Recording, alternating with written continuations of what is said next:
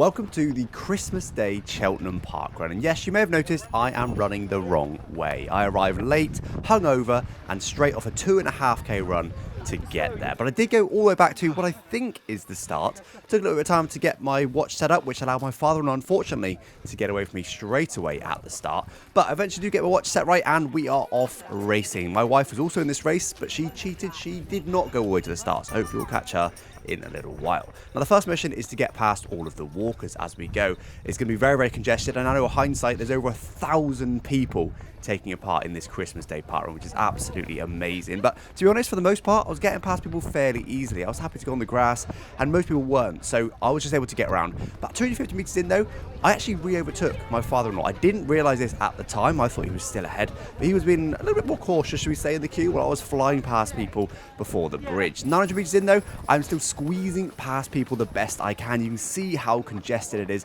but I'm just about managing to squeeze through. The first K happens in 5:23. I've definitely lost a little bit of fitness, but on to 1.2k, and it opens out into a nice big field, so we can now do our natural pace and get past a few more people.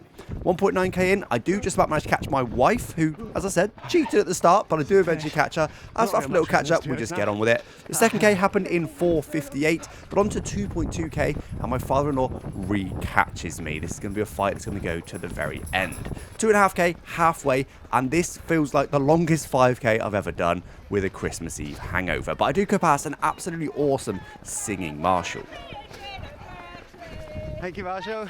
3k happens in 5 minutes and 3 seconds, and my father-in-law just started getting away from me. He's just going to put a little bit of a surge now to see if he can break me. 3.5k in, though, he's about 20 meters ahead, so he's not gotten too far, but he is edging away. On to 4k, though, which happens in 4:53. I do manage to close the gap. I'm now pretty much right on him. 4.5k in, we are right on his heels, and I think this is going to come down to a sprint finish. The final corner, though, I see I'm not going to be able to get through there very well, so I decide to take a cheeky little corner cut. I do try and stick to the path as much as I can to try not to gain any distance, but definitely a little bit naughty there. We turn into the finishing now, and I've got to give it some absolute beans. I know he's right behind me. He's going to catch me if I don't go for it, but weirdly, we have to queue before we get to the finish. I've actually never had this before, but it was just so many people turned up on the day. Absolutely awesome turnout.